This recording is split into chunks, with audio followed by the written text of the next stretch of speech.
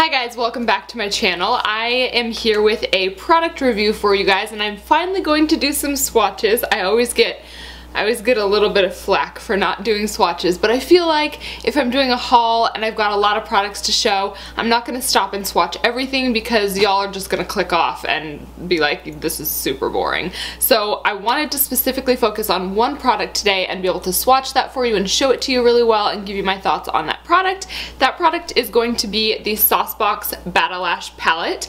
For some reason that's a really hard phrase to say. My brain has to like think really hard about each syllable. This is a product I picked up at Fame, and I included it in my Fame Expo haul, which I did a couple weeks ago. I'll link it down below in case you guys missed that one. I had a lot of comments asking about this product in that video. Did I like it? Do I need this product? Is it worth it? Are the pigments, you know, really high quality? I got all the questions. So I wanted to go over that in a separate video for you guys because I think maybe it will be helpful for some people. So there are 8 shades, as you can tell, and these colors were formulated and picked out by the Batalash team, which I think is pretty cool, fellow YouTubers. And although the colors are not super cohesive, it's not like you can see a theme going on here or anything. They really jumped out to me, and I love every single shade in here. So let's talk quality for a second. So I've never purchased anything from Saucebox before, and the only reason that I did was because I really did get a chance to play with them in person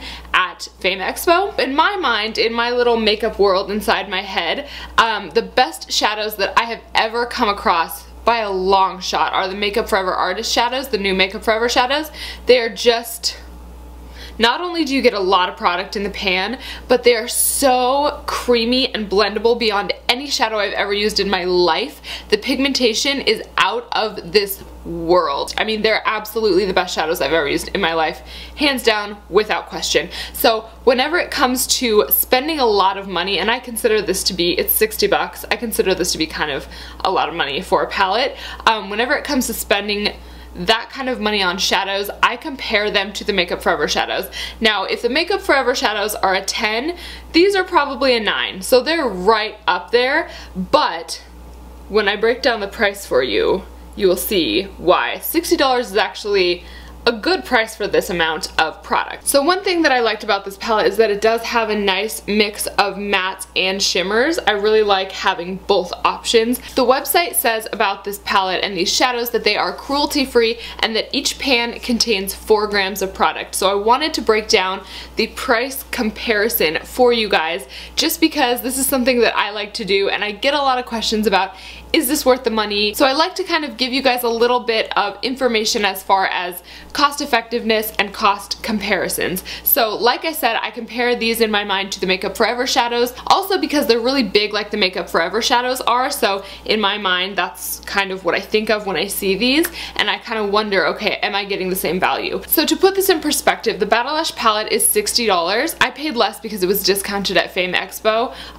but we're gonna go with the regular price because if you were to go onto the website, this is what you would pay. So it's $60, so that is less than $10 a shadow. You get 4 grams of product in each pan. Now I thought, okay, that's probably exactly the same amount as the Makeup Forever, because to me, at least to my eyeballs, they look the same size.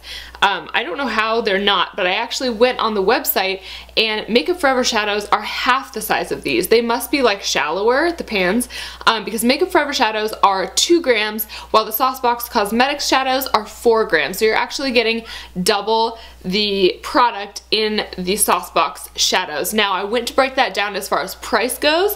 Price per shadow, Saucebox still saves you money. Price per like volume, Saucebox saves you a lot of money. So for example, if you were to go to Sephora and pick out 8 different of the individual Makeup Forever shadows, they have a deal where if you get 3, you basically get one of those 3 shadows for free. So rather than each one being $22, you pay $44 for 3 of them if you get it in the little triple palette. So say you got 2 of those triple palettes and 1 double palette to make it 8 shadows total. The double palette is $34.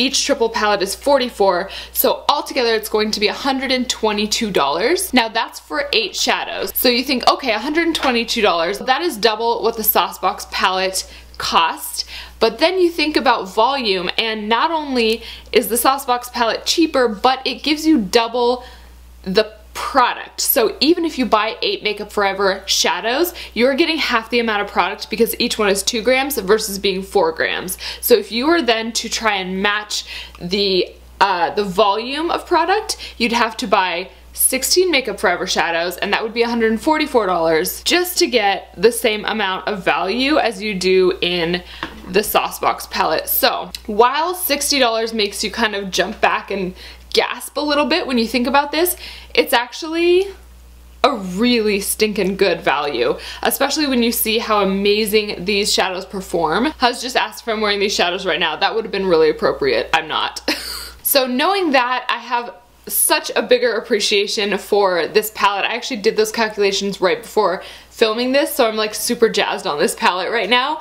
I'm gonna go ahead and swatch the shades for you just so you can see what they look like on real live skin. This shade up in the top corner here is called Vanilla. It's just a nice creamy, like kind of off-white color. It feels almost like a powder foundation, like a really high quality powder foundation. How it just kind of melts into your skin. I love that. This shade here is called Winter Brown. It's a good transition shade on the cooler side a little bit, which is kind of fun sometimes. The next matte shade, Cinnamon, right here is kind of a like copper without the metallic. It's like a terracotta sort of.